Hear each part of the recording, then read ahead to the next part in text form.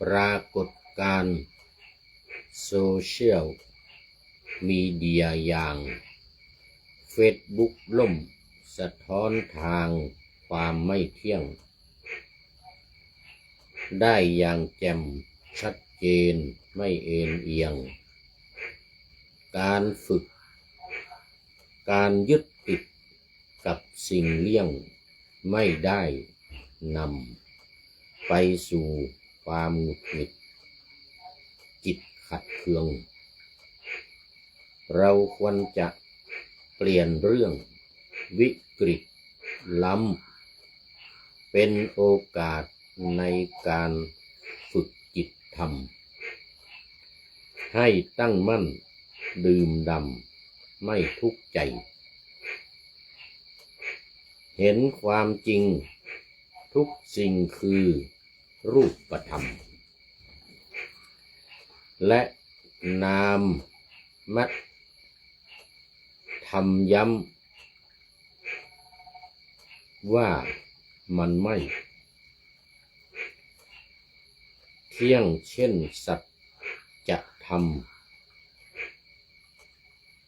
ยุคสมัยของเทคโนโลยีเป็นเพียงเครื่องมือที่ประกอบขึ้นจากโค้ดเซิร์ฟเวอร์ผัง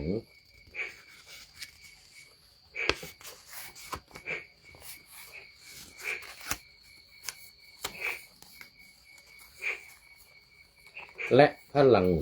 งานไฟฟ้าเช่นมือถือ Facebook ไลฟ์ YouTube ที่เรื่องลือเมื่อระบบขัดข้องหรือแปรปรวนไปมันจึงดับลงเป็นธรรมดาการเห็นความจริงนี้หนาจึงทำให้เรามิแปลกใจเมื่อมันใช้ไม่ได้เข้าใจโลกว่าเหมือนกับสายลมทั้งยอดไลค์คอมเมนต์หรือฟีดต่างๆแต่ละอย่างเป็นสิ่งปรุงแต่งผสมที่เกิดขึ้นตั้งอยู่หายไปกับลมการยึดติดตัวเลขกลมหรือยอดการมองเห็นก็เหมือนการพยายาม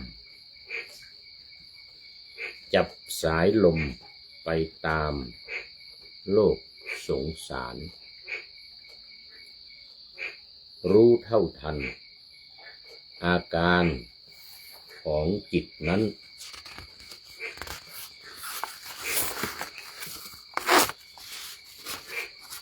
เมื่อ สิ่งอัน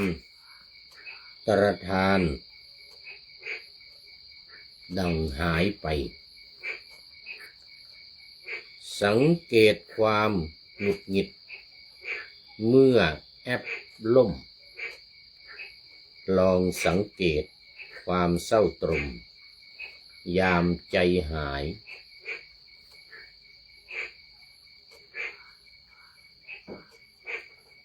เมื่อเกิดความกระวนกระวายใจอยากจะไถหน้าจอ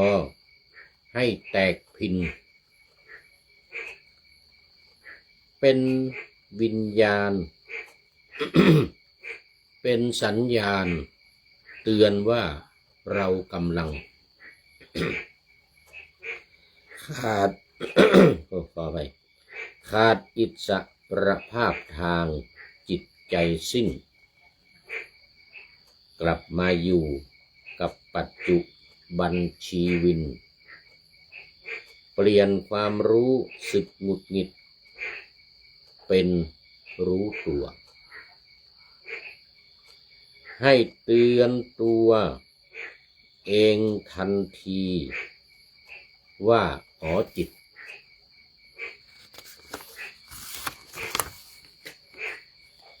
กำลัง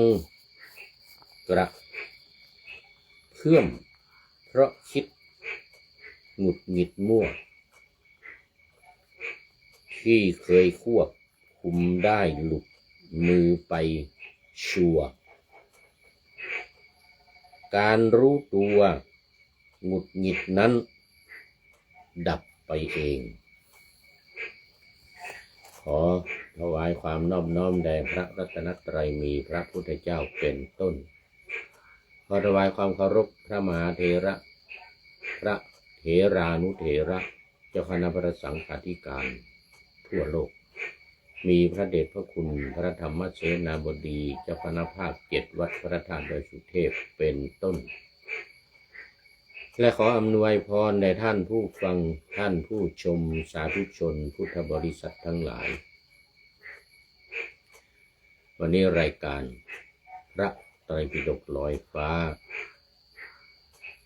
ก็ลอยมาจากวัดพระธาตุดอยสุเทพ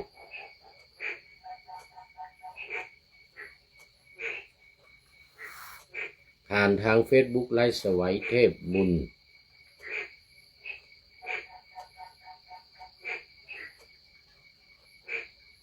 เหมือนเดิม วันนี้งง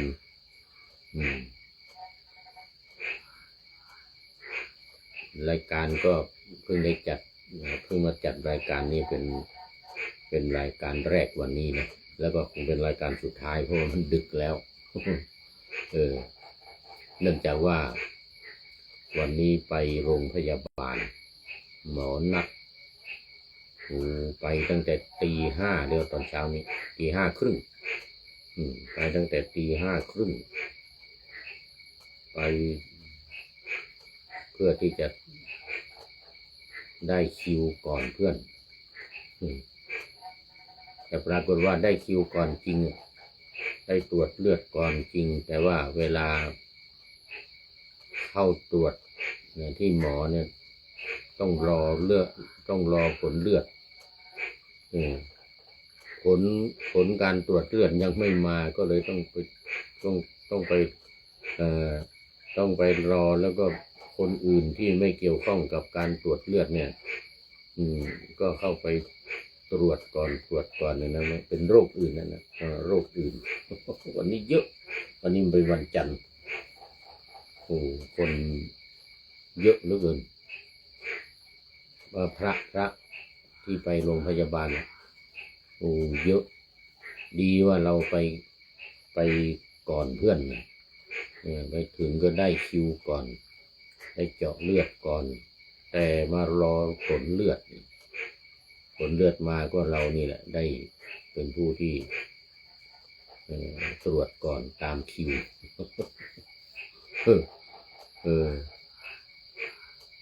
แต่คนอื่นๆโรคอื่นๆที่เป็นโรคอื่นไม่เกี่ยวกับเจาะเลือดเขามาถึงก็ตรวจแล้วตรวจไปก่อนแต่บรรดาการเจาะเลือดนี่ก็เราเป็นอันดับหนึ่งพอเลือดมาเนี่ยนะพอเลือดมาก็ได้เข้าตรวจเป็นอันดับหนึ่งตามคิวที่การเจาะเลือดก็เลยอยู่ครึ่งวันกว่าเสร็จแล้วก็ต้องก็กลับมาวัดก็ต้องขึ้นวิหารซึ่งสลับกันตอนเช้าก็ขอสลับเปลี่ยนกันกับทุลุงนงกินยานะทุลุงเสี่ยวขึ้นแทนบนวิหารแทนตอนเช้าตอนนี้ก็เราก็มาเข้าตอนบ่ายมากลับจากโรงพยาบาลมาก็ขึ้นไปบนวิหารแท อยู่จนกลับมาเมื่อกี้เนี้ยกลับมาเมื่อกี้นี้โอ้นี่จะ3 ทุ่ม2 ทุ่มครึ่งกลับมานี่กว่าจะมาเตรียมจัดรายการก็จะ3 ทุ่ม2 ทุ่ม 452 ทุ่ม 45แต่ก็ไม่เป็นไรเป็นรายการเดียวโอ้ตอนนี้ขอต้อนรับคุณโยมพิษสมัยศรีเทพธรรมรงค์โอ้เป็นอาทิกัลยาณีอีกแล้ววันนี้ เข้ามาก่อนเพื่อนแล้วก็ปะหน้าธรรมาสยังไม่เสร็จวันนี้เขาเรียกว่ามาแต่หัวรุ่งไก่ยังไม่ทันโหสุริโยยังไม่จับขอบฟ้าปะหน้าธรรมาสยังไม่เสร็จ กำลังพูดปะหน้าธรรมาสอยู่วันนี้โยมพิษสมัยศรีเทพธรรมรงค์จากลำปางเข้ามาแล้วโอ้โมทนาเป็นอย่างยิ่งนะวันนี้นะกำลังพูดถึงเรื่องของไปโรงพยาบาลอยู่ กว่าจะได้ยากว่าจะตรวจเสร็จได้ยาก็โอ้จะเพลนพอดีจะเพลนพอดี11 โมงกว่าแล้วก็ไปเสร็จแล้วก็ไปฉันเพลนอะไรเรียบร้อยแล้วก็รอรถอยู่ที่นี่ปรากฏว่าอาจารย์เยื้องไปกินข้าวอยู่ นู่นแม่เหียนู่น โอ้มาก็เที่ยงกว่าขึ้นมาโอ้ขึ้นมาถึงก็บ่าย 2 โมง2 โมงกว่าก็ขึ้นวิหาร เอาละวันนี้ก็ลำพระบท นี่เขาเรียกอะไรเนี่ยปะหน้าธรรมะ ปะหน้าธรรมะเสร็จก็มาสู่เนื้อหาสาระของธรรมะกันเลยวันนี้พระไตรปิฎกลอยฟ้าวันนี้ก็ยังเหมือนเดิมพระไตรปิฎกเล่มที่25พระสูตรเล่มที่25อัตถกถาพระวินัยอยู่ในตอนนี้เป็นจตุถะสมันตปาสาธิกาอัตถกถาพระวินัยเล่มที่4สามมนเล่มที่4โอ้คุณโยมพิสมัยบอกว่ากราบไหว้สาเจ้าท่านพระครูติดตามรับฟังรับชมติดตามรับฟังรับชมธรรมะอยู่สาธุเจ้าโอ้โมทนาติดตามรับฟังที่ลำปางก็ถ้าฟังทางวิทยุก็ได้เหมือนกันนะแต่ว่าวิทยุไม่ค่อยนิยมเดี๋ยวนี้เป็นตอนเช้าเลยเวลากำลังยุ่งไปงานไปการ8 ถึง 9 นาฬิกาสถานีวิทยุมจร.วิทยาลัยสงฆ์นครลำปาง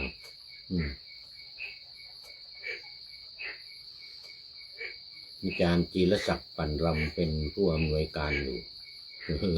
นำรายการออก8 ถึง 9 นาฬิกาตอนเช้า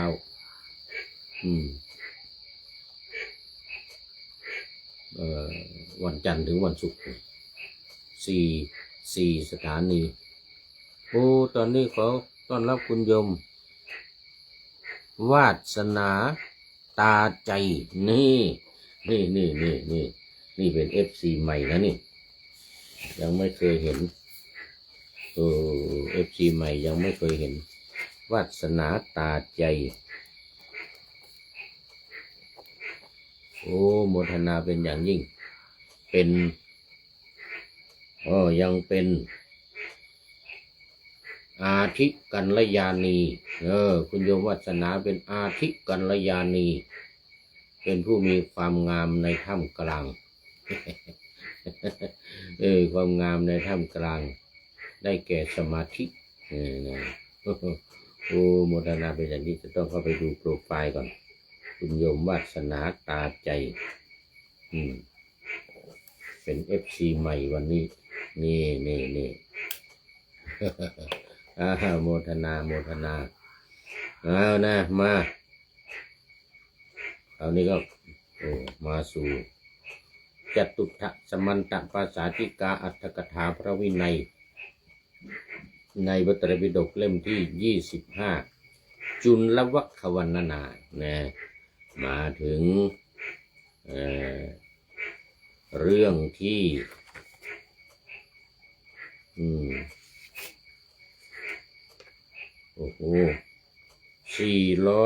427ข้อที่427นะสังฆเพศทักขันธกะวรรณนาเรื่องสังฆเพศเมื่อวานนี้ก็ว่าไปนิดหน่อยแล้วก็มาถึงวันนี้มาถึงตอนที่ว่าบาทแห่งคาถาว่ายัตสันตรโตนะสันติโอปามีความว่ากิเลสเครื่องยังจิตให้กำเริบทั้งหลายชื่อว่าไม่มีในจิตของผู้ใดเพราะเหตุว่าความโกรธนั้นเป็นกิเลสอันมรรคที่3ถอนเสียแล้วนี่ไม่มีกิเลสโกปานี่คือความโกรธนะณสันติแปลว่าไม่มีนี่ยัตสันตรโตไม่มีเพราะความโกรธนั้นเป็นกิเลสอันมรรคที่3ถอนเสียแล้วมรรคที่3ยังไงเราก็ต้องไปดูในมรรคผลนิพพานมรรค4ผล4ต้องไปดูมรรค4ผล4คุณโยมวัฒนาคุณโยมวัฒนามาใหม่มรรค4ผล4ยังคงไม่เคยได้ยินมรรค4ก็คือโสดาปัตติมรรคสกทาคามิมรรคอนาคามิมรรคอรหัตตมรรคในมรรค4นี่นะ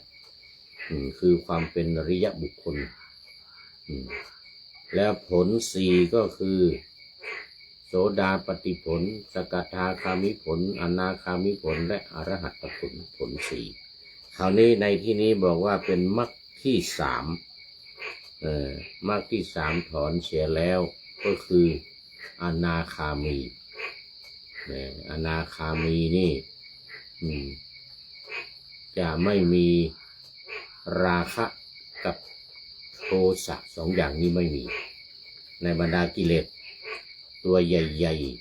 ๆ3ตัวคือราคะโทสะโมหะนี่นะความใคร่ความโกรธความหลงนี่3อย่างนี้ความใคร่ความโกรธความหลงเนี่ยราคะหมดโทสะหมดเหลือแต่โมหะแล้วโมหะก็เป็นโมหะเบาบางโมหะเบาบางไม่หนักไม่ใช่ว่าหัวปักหัวปั๊มเต็มที่เพราะอะไรเพราะว่าสกทาคามิผลได้ย่ำยีกิเลสทั้ง3ตัวนี้ลงแล้วเมื่อสกทาคามิผลเนี่ยสกทาคามิมรรคเนี่ยละสักกายทิฏฐิวิจิกิจฉาศีลพัตตปรมาสแล้วก็ทำให้กิเลสตัวใหญ่ๆคือราคะโทสะโมหะให้เบาบางลงมีอยู่แต่ว่าเบาบางลงในมรรคที่3คือสกทาคามิมรรคสกทาคามิมรรคแล้วก็สกทาคามิผลสกทาคามิผลนี่คือทำให้กิเลสเบาบางลงคือราคะเบาบางลงมีอยู่แต่ว่ามันเบาบางลงแล้ว โทสะมีอยู่เบาบางลงแล้วก็โมหะก็มีอยู่แต่เบาบางลงเมื่อเบาบางลงเนี่ยในมรรคที่สามหรือผลที่สามเนี่ยมรรคกับผลคู่ที่สามเนี่ยนะเป็นพระสกทาคามีหรือสกิทาคามีว่าได้สองอย่างเป็นพระอริยบุคคลขั้นที่สองมรรคสกทาคามีมรรคก็เป็นมรรคที่สองสกทาคามีผลก็เป็นผลที่สองคู่ที่สองคู่ที่สองคู่ที่หนึ่งคือโสดาปฏิมรรคโสดาปฏิผลสกทาคามีมรรคสกทาคามีผลนี่คู่ที่สองส่วนอนาคามิมรรคอนาคามิผลนี่เป็นคู่ที่สามคู่ที่สามถอนเสียแล้วนี่ก็คือความโกรธเห็นไหมเพราะเหตุว่าความโกรธนั้นเป็นกิเลสอันมรรคที่สามถอนเสียแล้วคือสกทาคามิมรรคสกทาคามิผลเนี่ยทำให้เบาบางลงแต่พอมาอนาคามิมรรคเนี่ยอนาคามิมรรคอนาคามิผลอนาคามิมรรคนี่ก็คือเนี่ยกามราคะกับปฏิฆะรู้กามราคะและปฏิฆะเสร็จแล้วก็เป็นอนาคามิผลคือคู่ที่สามเนี่ยคู่ที่สามเนี่ยนะถอนเสร็จแล้วก็หมายถึงว่าหมดเลยความโกรธที่เหลือลงมาเพียงแค่เบาบางที่ว่าเบาบางคือปฏิฆะปฏิฆะนี่หมายถึงว่าความหงุดหงิดความหงุดหงิดความรำคาญความหงุดหงิดความรำคาญนี่นะไม่ถึงกับโกรธจัดหน้าแดงจมูกแดงตาแดงเหงื่อเขาเรียกว่าโกรธจัดเลยนะนั่นอันนั้นนี่ยังขั้นของโสดาบันเนี่ยยังมีอยู่มาขั้นสกทาคามิผลเนี่ยไม่มีแล้วไม่ใช่ไม่มีแต่เบาบางแล้วเบาบางมาอนาคามิผลเนี่ยอนาคามิมรรคเนี่ยมรรคที่สามเนี่ยคู่ที่สามเนี่ยคู่ที่สามอนาคามิมรรคอนาคามิผลนี้ก็ตัดละกามราคะและปฏิฆะสองอย่างกามราคะซึ่งก็คือราคะในข้อที่แรกของกิเลสสามตัวเนี่ยที่ว่ามันเบาบางลงแล้วเนี่ยเรียกว่ากามราคะเนี่ยคือความใคร่ในกามคุณทั้งห้าเนี่ยนะรูปเสียงกลิ่นรสแล้วก็สิ่งของที่มาถูกต้องกายของเราเนี่ยที่ว่ามันเบาบางลงในสกทาคามีมรรคสกทาคามีผลเนี่ยก็พอมาถึงอรหัตตมรรคอรหัตตผลเนี่ยก็ตัดขาดไปเลยกามราคะไม่มีเพราะนั้นราคะที่ว่าเบาบางนี่ก็ไม่มีแล้วตัดไปเลยกิเลสตัวใหญ่สามตัวราคะโทสะโมหะราคะตัดไปเลยทีนี้ปฏิฆะก็เป็นเศษหนึ่งของโทสะคือความโกรธแต่ความโกรธเต็มตัวเนี่ยก็เรียกว่าโทสะแต่พอมาปฏิฆะนี่เป็นเพียงแค่ความหงุดหงิดความรำคาญในใจไม่แสดงออกแล้ว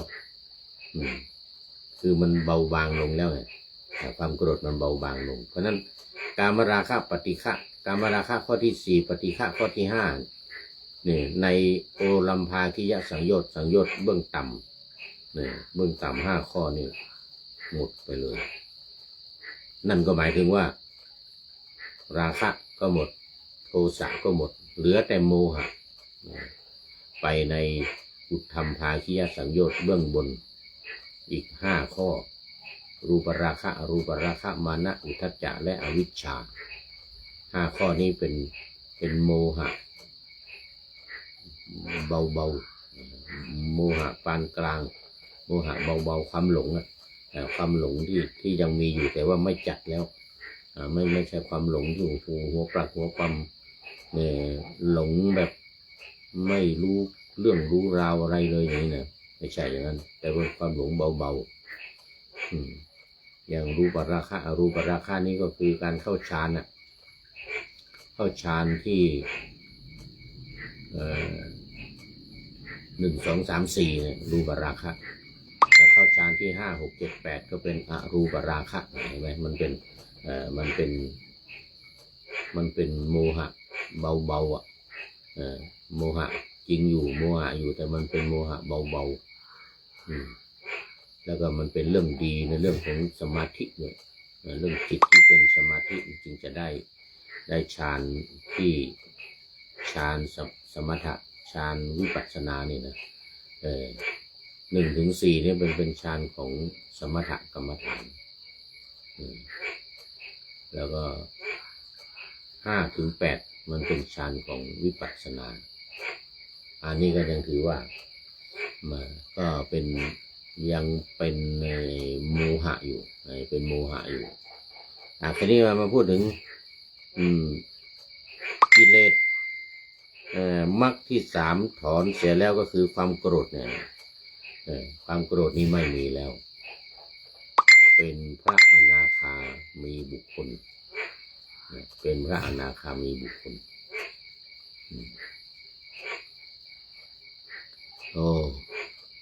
มีเฟซเข้ามาเรื่อยเลยติ้งต้องติ้งต้องติ้งต้องแต่ไม่ได้คอมเมนต์เข้ามาในรายการนี่อนุโมทนาสาธุครับพระเหมือนกันนะนี่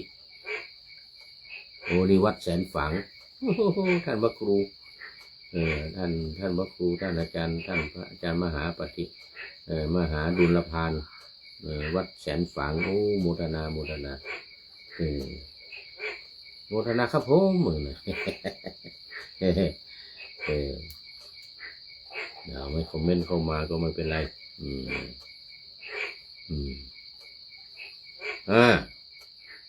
พูดถึงว่า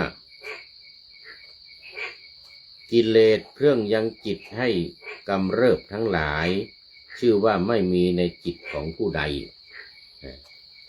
กิเลสที่ยังจิตให้กำเริบก็คือนี่แหละราคะกับโทสะที่เบาบางนี่แหละที่เรียกว่ากามราคะและปฏิฆะนี่นะกามราคะปฏิฆะที่ว่าเบาบางไม่มีในบุคคลใดเพราะเหตุว่าความโกรธนั้นเป็นกิเลสอันมรรคที่ 3ถอนเสียแล้วดังที่อธิบายมามรรคที่ 3ก็คือ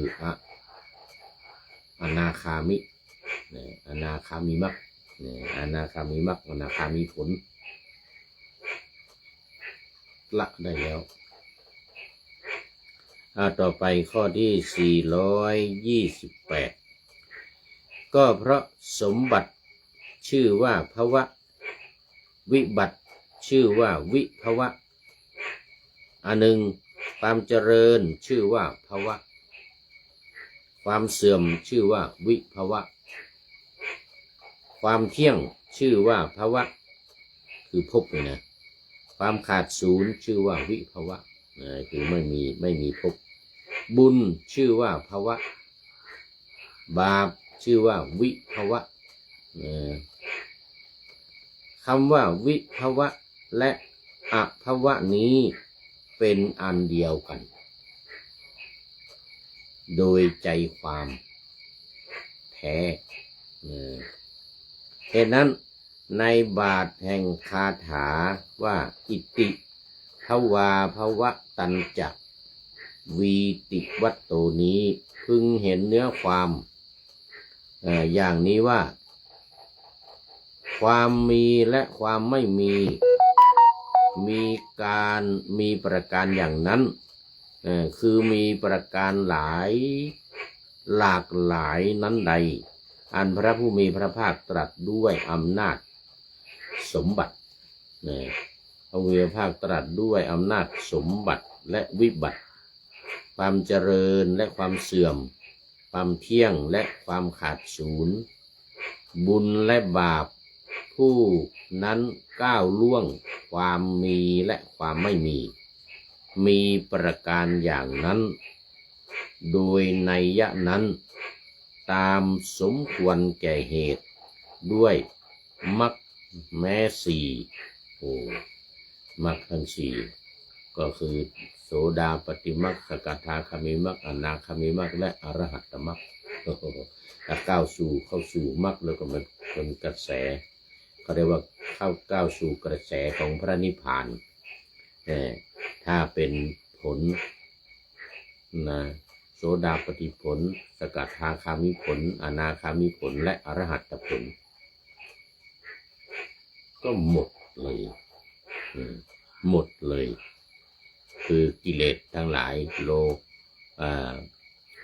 สังโยชน์ทั้งหลายหมดเลยนี่นะในช่วงนี้หมายถึงว่าหมายถึงพูดถึงภาวะกับวิภาวะกับวิภาวะเนี่ยอยู่เมื่อกี้เราพูดแค่ราคะนะเราพูดแค่ราคะหรือข้อที่หนึ่งคือกามตัณหาตอนนี้เนี่ยมาพูดถึงข้อ2ข้อ3ข้อ2ข้อ3คืออะไรคือภวะตัณหาและวิภวะตัณหาแล้วก็โดยที่ว่าความอยากความใคร่ในภพแล้วก็วิภวะตัณหานี่คือไม่มีภพไม่คืออยากจะออกจากภพนะออกจากภพแต่ในที่นี้อธิบายเข้ามาว่าสมบัติชื่อว่าภวะสมบัติคือสิ่งที่เราอยากได้หรือเราได้มาแล้วเนี่ยก็ถือว่าเป็นภพไม่ว่าจะเป็นเงินทองตำแหน่งหน้าที่การงานทรัพย์สมบัติทั้งหลายที่ดินที่นาที่ไร่อะไรทั้งหลายเหล่านี้เป็นภพทั้งนั้นเป็นภพรวมถึงตำแหน่งเนี่ยตำแหน่งกำนันผู้ใหญ่บ้านนายอำเภอผู้ว่าเนี่ย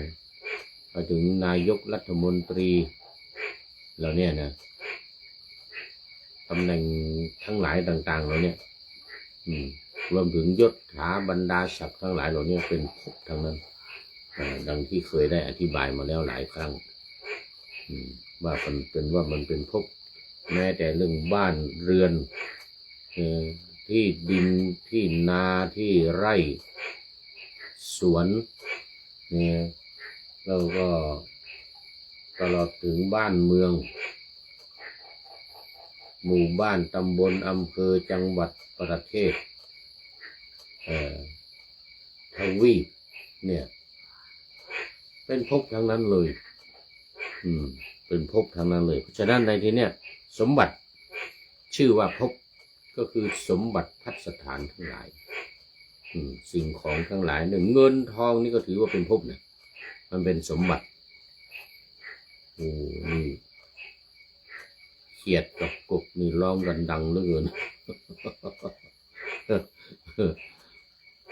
นี่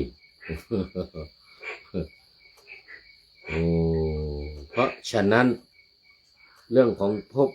เนี่ยทีนี้วิบัติตรงกันข้ามสมบัติกับวิบัติก็คือว่ามันไม่บริบูรณ์แล้วมันวิบัติไปมันเสียไปมันขาดไปมันหายไปเช่นเงินทองหมดไปทรัพย์สมบัติที่ดินที่นาทั้งหลายหายไปหมดไปถูกโกงไปหรือว่าถูกยึดไปอะไรอย่างเงี้ยนะก็เรียกว่าวิบัติคนที่เสียเนี่ยคนที่เสียสมบัติพัสถานไร่นาที่ดินหรือไม่ว่าบ้านเมืองอะไรต่างๆอย่างในยูเครน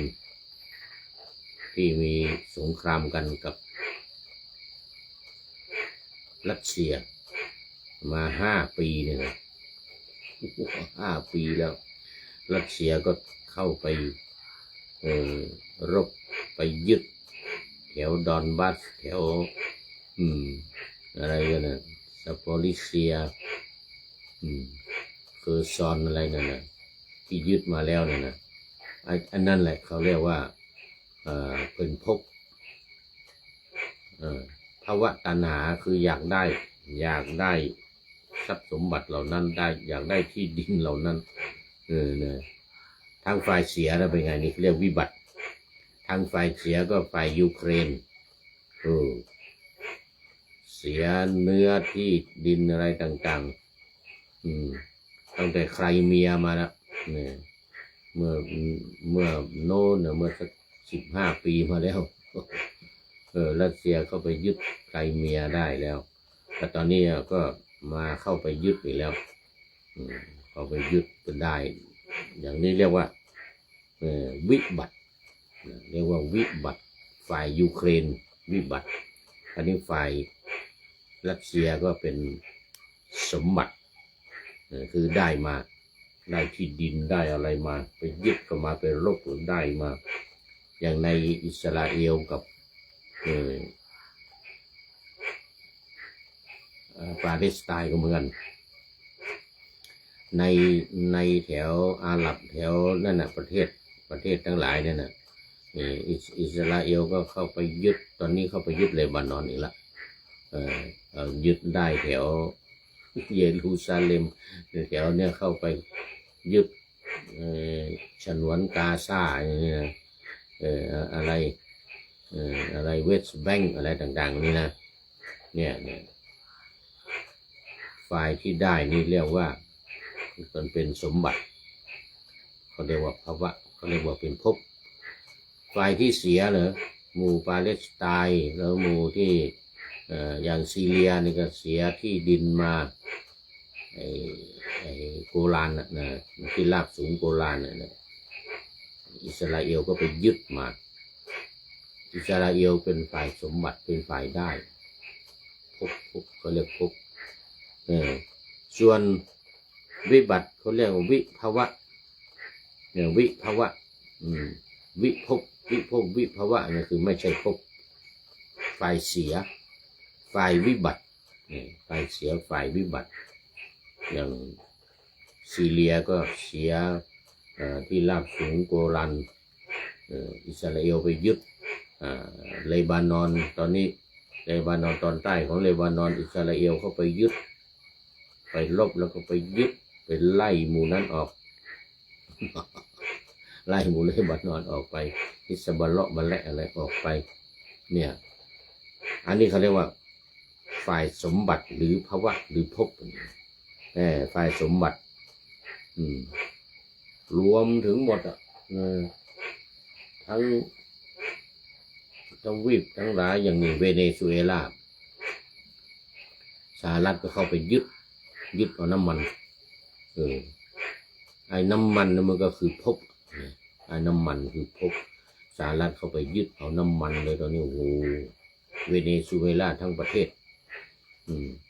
เปลี่ยนระบบการปกครองเขาด้วยแล้วก็ไปยึดเอาน้ำมันมาขายสบายเลยตอนนี้น้ำมันก็ถือว่าเป็นภพนะเพราะว่ามันเป็นสมบัติเป็นสมบัติในดิน สมบัติในดินก็เรื่องภพนี่อธิบายให้เข้าใจก็คือว่าระหว่างภพกับวิภพเนี่ยนะภาวะตัณหากับวิภาวะตัณหาเนี่ยสมบัติ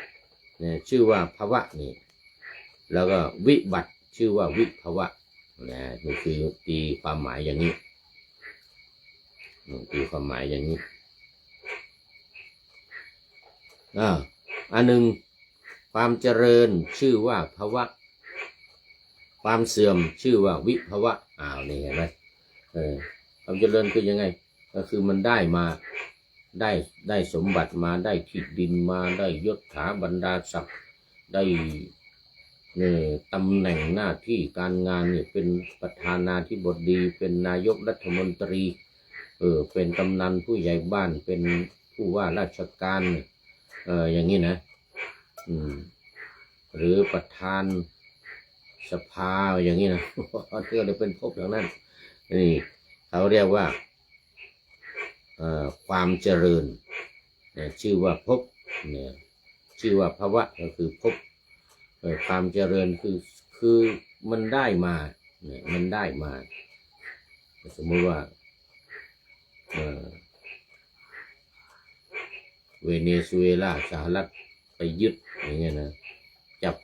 ประธานาธิบดีเขาไปขึ้นศาลไปอ้างตัวนั่นเองเอาไปขึ้นศาลพอดีก็ไปยึดที่ไปยึดเอาน้ำมันเขานั่นแหละมันยึดเอาน้ำมันไปยึดไปปกครองบ้านเขาให้คนตัวแทนแต่อิหร่านไม่ได้ตอนนี้เขามาฆ่าผู้นำอิหร่านไปเป็น40-50 คนแล้วตอนนี้แต่ก็ยังไม่ได้จะยึดอิหร่านจะเอาน้ำมันอิหร่านน้ำมันนี่ก็คือภพนะคือภพแล้วก็เข้ามายึดการปกครองก็ได้หน้าที่ตำแหน่งหน้าที่การงานอะไรต่างๆใช่ไหมเปลี่ยนประธานาธิบดีคนใหม่ขึ้นมาอย่างเงี้ยคนของตัวเองเนี่ยจะยึดอิหร่านเนี่ยแต่ว่ามันยังทำไม่ได้ตอนนี้อิหร่านก็สู้ยิบตาเลยสงครามช้างกับมดสหรัฐเป็นช้างกับอิสราเอลเป็นช้างอิหร่านเป็นมดเขาเรียกสงครามอสมมาตรตอนนี้ก็เห็นปากีสถานประกาศออกมาแล้วว่าสหรัฐกับอิหร่านได้ดีลกันแล้วว่าไงนะแต่ยังไม่ประกาศอย่างเป็นทางการได้ดีลกันแล้วอย่างนั้นอย่างนี้ปากีสถานเป็นตัวกลางซึ่งก็ไปรวมกับหมู่กาตาร์หมู่คูเวตหมู่อะไรนะอิรักก็มารวมกันอยากจะให้สงครามยุติก็เจรจา เป็นตัวกลางเจรจาประกาศออกมาแล้ววันนี้ประกาศออกมาแล้วเป็นไม่ได้แล้วภพไม่เป็นภพแล้วเป็นวิภพแล้วจะให้เปิดฮอร์มุสไอช่องแคบฮอร์มุสเนี่ยนะมันก็เป็นภพนะนี่เรื่องที่มาแย่งกันอยู่นะนี่มาปิดกันอยู่นี่นะประมันเด็บนะทะเลช่องแคบประมันเด็บก็เป็นเรียกว่าเป็นภพนี่เป็นภพเป็นภวะนี่เป็นสมบัติเป็นสิ่งที่ได้คนแต่ฝ่ายเสียนี่ก็เรียกว่าความเสื่อมเป็นวิภพเลยฝ่ายเสียเป็นวิภพความเที่ยงชื่อว่าภวะความขาดศูนย์ชื่อว่าวิภวะอันนี้เข้ามาทางธรรมะเข้ามาทางธรรมะความเที่ยงกับความไม่เที่ยงความเที่ยงกับความไม่เที่ยงความเที่ยงนี้ถือว่าเป็นภวะก็ชั่วคราวนะถึงแม้ว่าจะมันเที่ยงก็ได้ชั่วคราวได้ชั่วคราวจนได้ที่ดินอย่างอิสราเอลนี่อยากจะได้ทั้งหมดอยากจะเป็นเกรดเขาเรียกเกรดอิสราเอลในตะวันออกกลางจะเอาหมดแต่มีอิหร่านยังขวางอยู่ตอนนี้ประเทศอื่นๆเล็กๆน้อยๆได้หมดละไม่ว่าจะเป็น UAE ไม่ว่าจะเป็นอิรักหรือกาตาร์ประเทศกาตาร์ประเทศอิรักประเทศอะไรจอร์แดนโอมานอะไรต่างๆสหรัฐมีกองทัพทหารอยู่ประจำไว้หมดแล้วจะถูกทำลายมากแล้วตอนนี้27 แห่งเนี่ยกองทัพของอิหร่านกองทัพของสหรัฐมาช่วยอิสราเอลอิสราเอลก็คอยจังหวะจะเป็นเกรดอิสราเอลคือจะเอาพบในอาหรับทั้งหมดทั้งประเทศทั้งหมดอิสราเอลเป็นเกรดอิสราเอลจะเอาหมดเลยสหรัฐก็มาช่วยแต่ว่าตอนนี้ยังไม่ได้มันมีอิหร่านขวางอยู่อิหร่านสู้ ยิบตาตาต่อตาฟันต่อฟันฟันต่อฟันตาต่อตาไม่ยอมก้มหัวให้สหรัฐไม่ยอมเป็นวิภวะจะเป็นก็เป็นภวะเป็นภพของตัวเองหรือว่าอยู่มานานนี่ไอ้ภพกับภวะเนี่ยภพกับวิภพเนี่ยเป็นอย่างนี้นะเป็นอย่างนี้ถ้าเจริญมีความเจริญก็เรียกว่าเป็นภพเพราะมันได้มาเป็นสมบัติถ้าเสื่อมไปเสื่อมเสียไปเนี่ยอย่างเรื่องนี้ปาเลสไตน์เสียที่ดินเยอะอิสราเอลเขาไปยึดหมดแล้วตอนนี้ฉนวนกาซาอิสราเอลก็เขาไปยึดแล้วอย่างเงี้ยเป็นภพนะวิภวะเดี๋ยวบาปเดี๋ยวก่อนบุญชื่อว่าภวะบาปชื่อว่าวิภวะบุญก็คือความสุขแต่บาปก็คือความทุกข์บาปคือสิ่งที่ไม่สบายใจทุกข์กายทุกข์ใจเรียกว่าเป็นบาปถือว่าเป็นวิภวะส่วนบุญได้ทำบุญได้ความสุขได้ความสุขได้อะไรกันมานี่เป็นภวะเป็นภพเป็นภพเป็นภวะคำว่าวิภวะและอภวะนี้เป็นอันเดียวกันโดยใจความโดยแท้โดยใจความแท้มันจะมีคำว่าวิภวะกับอภวะนะอภวะก็คือไม่มีภพนะไม่ใช่ภพนะวิภวะก็มีความหมายอันเดียวกันเหตุนั้นในบาทคาถาว่าอิติภวาภวตันภวตันจะวีติลัตโตนี้พึงเห็นเนื้อความอย่างนี้แลว่าความมีและความไม่มีประการอย่างนั้นคือมีประการหลากหลายฉันใดอันพระผู้มีพระภาคตรัสด้วยอำนาจสมบัติและวิบัติความเจริญและความเสื่อมความเที่ยงและความขาดสูญบุญและบาปผู้นั้นก้าวล่วงความมีและความไม่มีประการต่างๆนั้นโดยนัยยะนั้นตามสมควรแก่เหตุด้วยมรรคทั้งสี่คือโสดาปัตติมรรคสกทาคามิมรรคอนาคามิผลคือล่วงพ้นทั้งหมดเลยทั้งภพและวิภพนะทั้งบุญและบาปอะไรต่างๆนี้ถ้าเป็นขั้นอรหันต์เป็นขั้นอรหันต์หรือขั้นมรรคทั้งสี่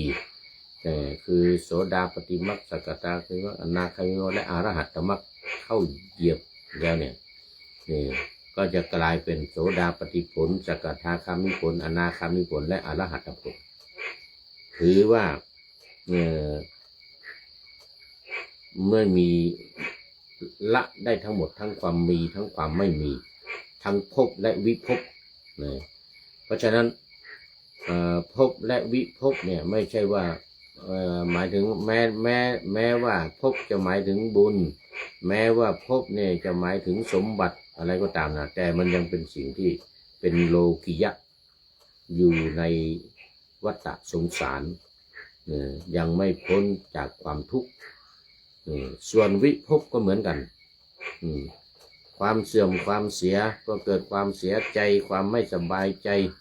ความไม่สบายกายความไม่สบายใจเนี่ยไม่ว่าจะเป็นยูเครนหรือไม่ว่าจะเป็นหมู่ปาเลสไตน์หรือซีเรียหรือเลบานอนหรืออะไรกันที่ถูกอิสราเอลไปยึดเนี่ยนะเขาก็ไม่มันก็เป็นไม่ใช่สิ่งที่ดีเพราะมันไม่สบายใจไม่เป็นบุญมันเป็นบาป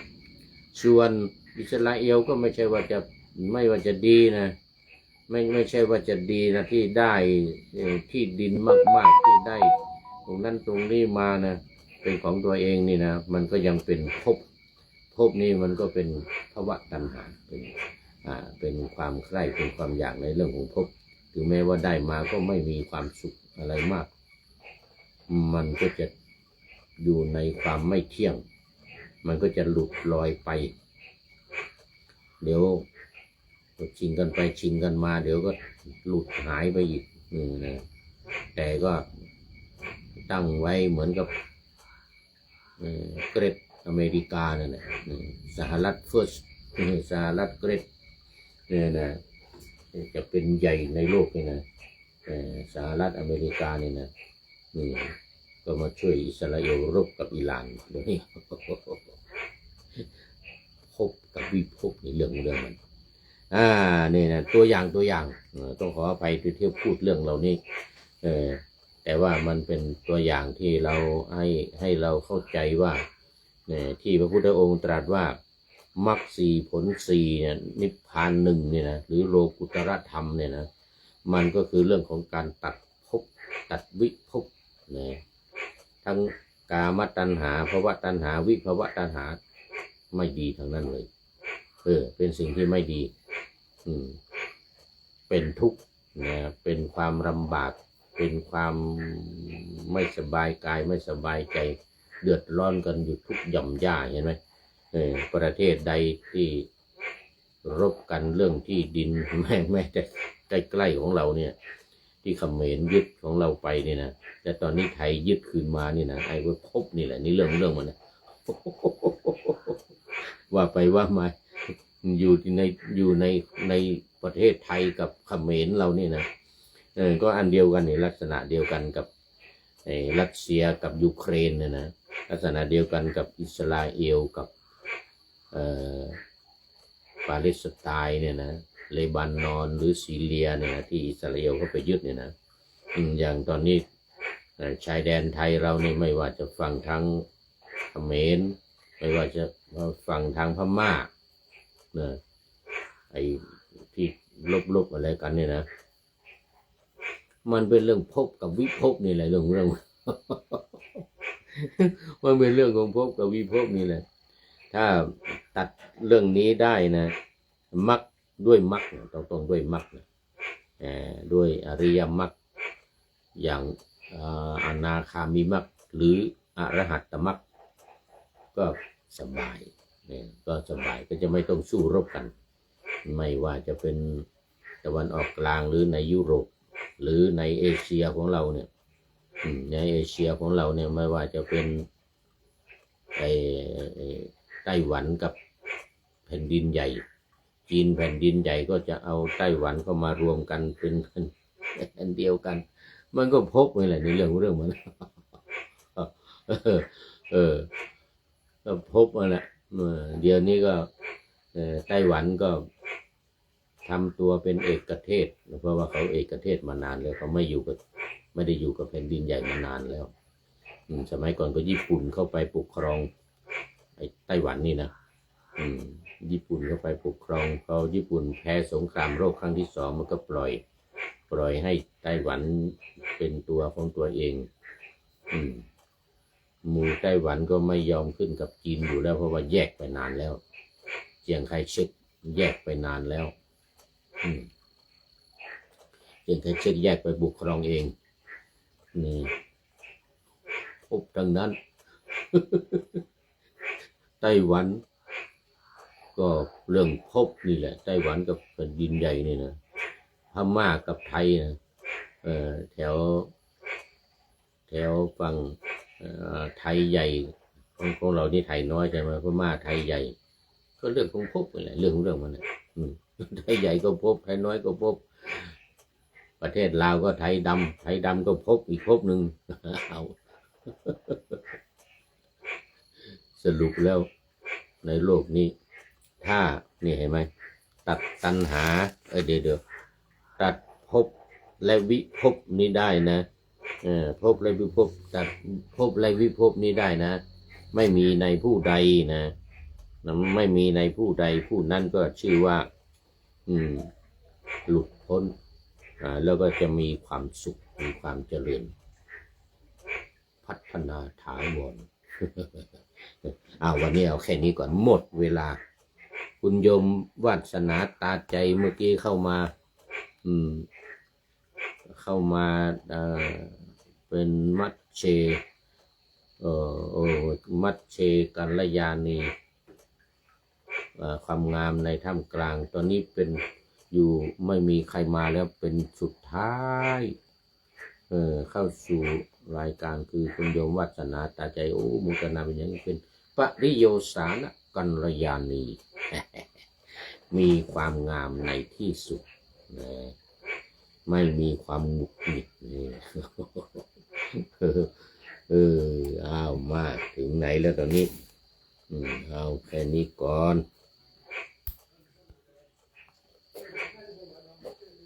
พบกับวิภพนะวันนี้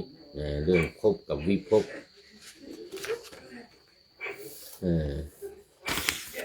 อัตถกถานี่ก็พยายามอธิบายนะพบกับวิภพเอามาดูข้อคิดท้ายรายการหน่อยวันนี้ได้จากผู้ใดหนอแลโอ้ท่านนายพลนเรศจิตรักของเรานี่เองให้ข้อคิดมาให้เขาคิดมาเรื่องความหงุดหงิดเรื่องของโซเชียลต่างๆFacebook YouTube มาอะไรต่างๆนี่นะท่านนายพลก็บอกว่ามันเป็นปรากฏการณ์ทางโซเชียลว่างั้นนะโซเชียลมีเดียทั้งหลาย Facebook ทั้งหลายเนี่ยเวลามันล่มนี่อยากจะทุบ อยากจะทุบมือถืออยากจะทุบโมบาย สิ่งเหล่านี้มันเป็นเพียงสิ่งที่ปรุงแต่งขึ้นมาถ้าระใจเราไปมันก็คือภพอย่างในเรื่องมันเนี่ย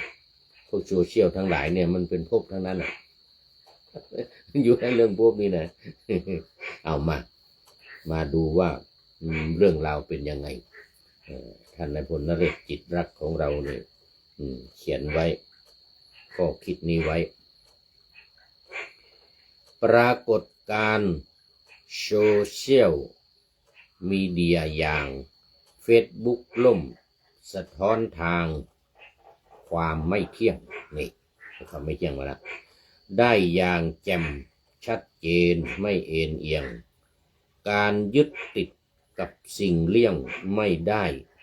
นำไปสู่ความหงุดหงิดจิตขัดเคืองเราควรจะเปลี่ยนเรื่อง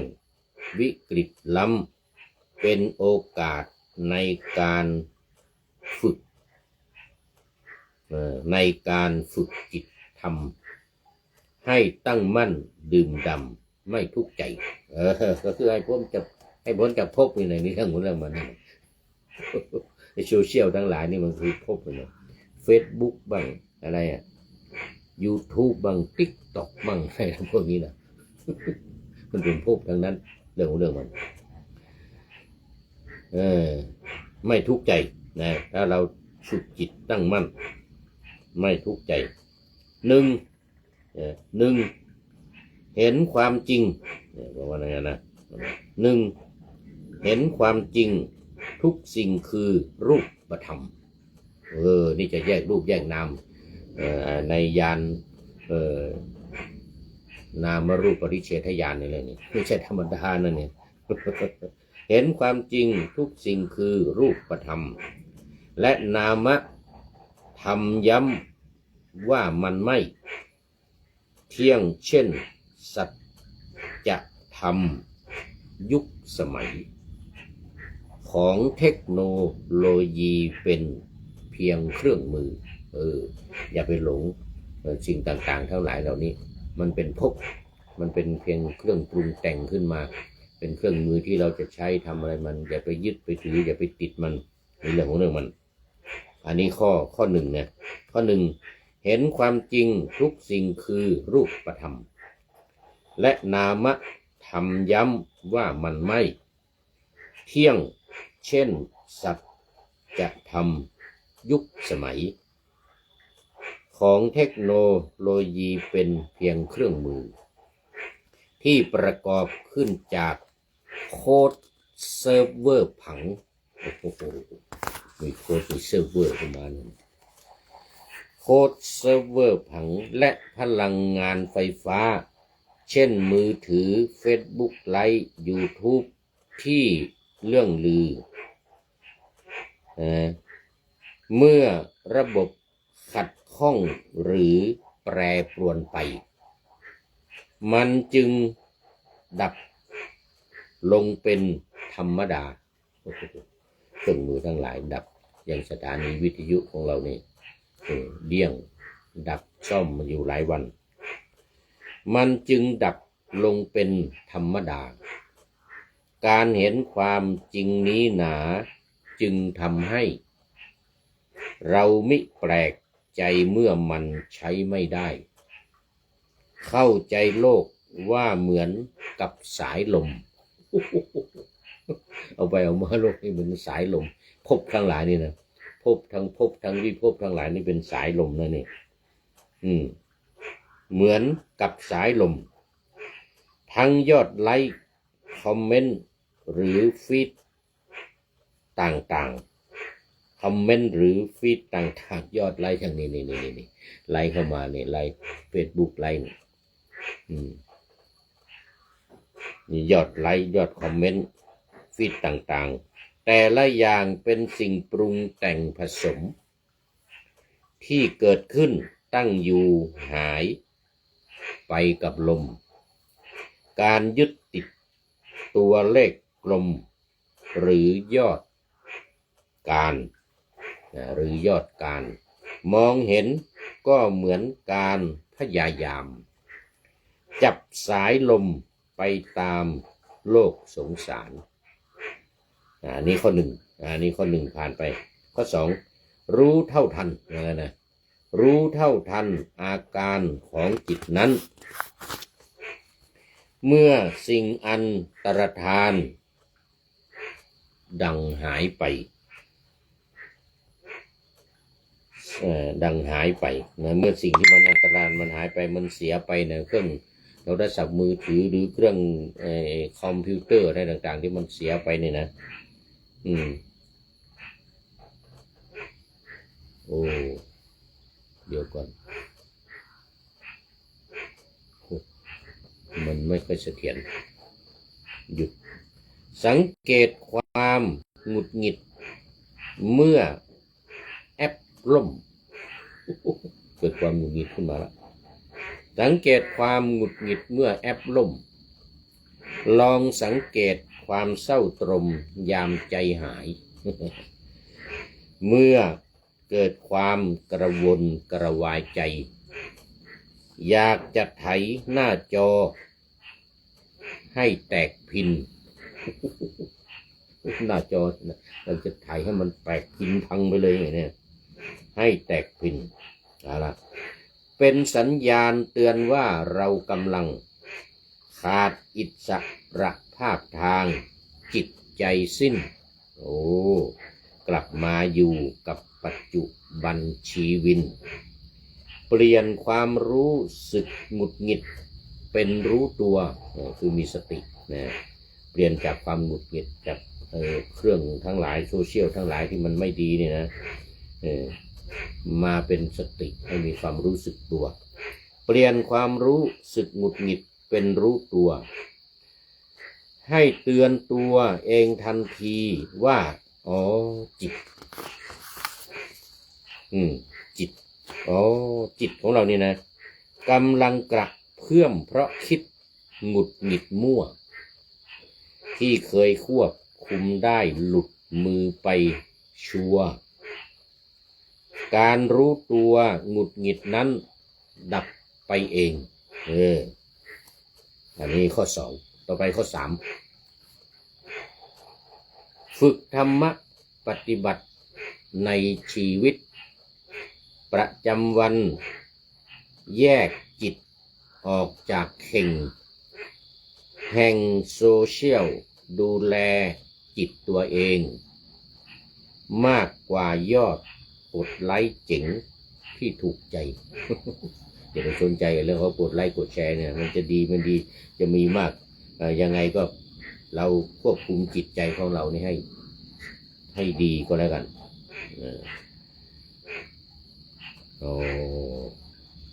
เอาไว้แค่นี้ก่อนมันหมดเวลา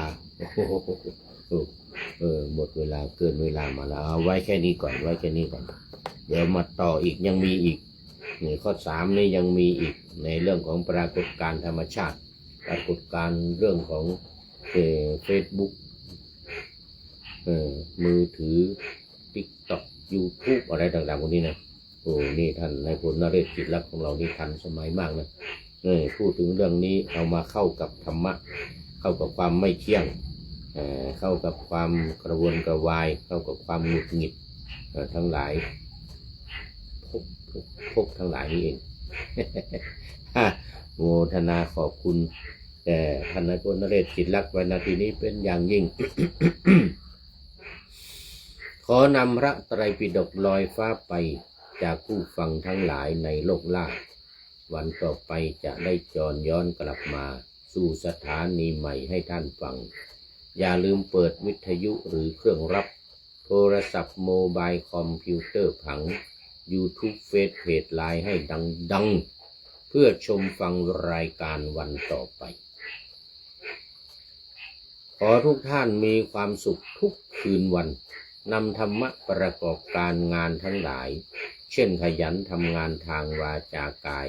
ใจขวัญขวายกิจการงานนานาบำเพ็ญสาธารณประโยชน์เว้นสิ่งที่มีโทษโหดเยี่ยงสาประกอบแต่ความดีมีราคา